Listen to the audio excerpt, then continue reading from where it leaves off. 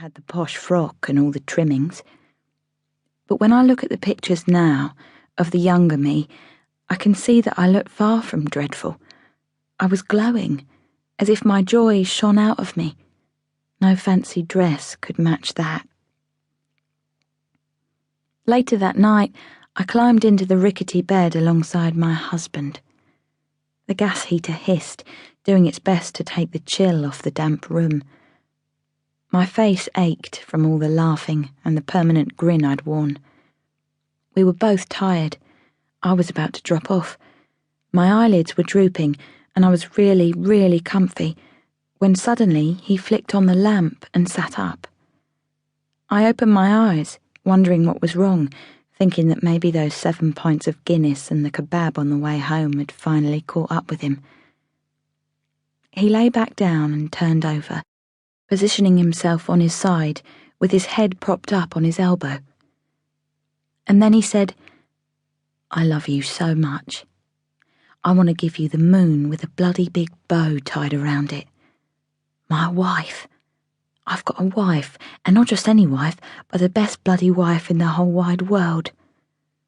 I laughed as flames of happiness flickered inside me. "Tell me," he said, "tell me what you want, and one way or another, I'll get it for you." He reached out and knotted his free hand with mine. I remember looking at the bumps of our knuckles side by side, with our little wedding bands sitting next to each other, shiny and new. "I don't want anything, only you," I whispered, which was the truth. He shook his head. "Nah, that's not the answer, girl. If you could have anything, and everything was possible, what would you want?" His expression was bright, hopeful and childlike. I lay back and closed my eyes, trying to picture a world for us where I could have anything and everything was possible. "Well," I swallowed, "I'd like 2 kids, a boy and a girl, who are happy and secure. I want them to be like us, but smarter and cuter." "Well, that wouldn't be too difficult," he laughed. I didn't open my eyes. I stayed in that world that he'd created for me. "And I'd like a swimming pool shaped like a kidney." "Why like a kidney?" he interrupted again.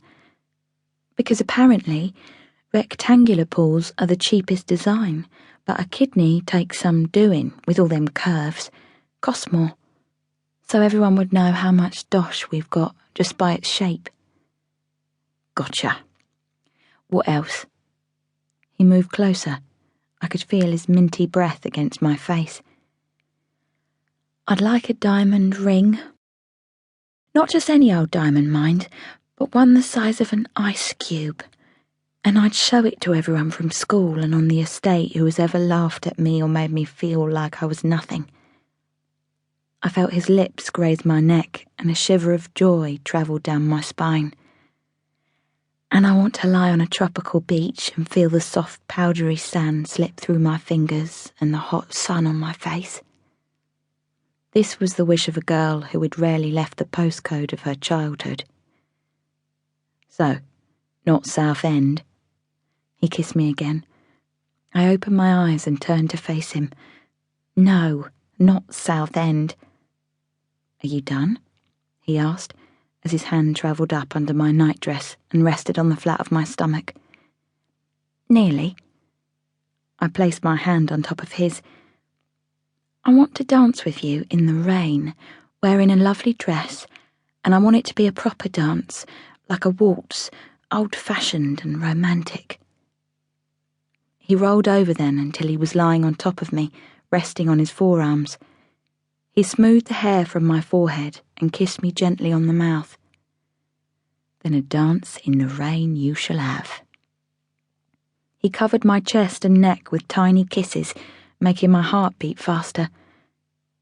"And what about you?" I managed.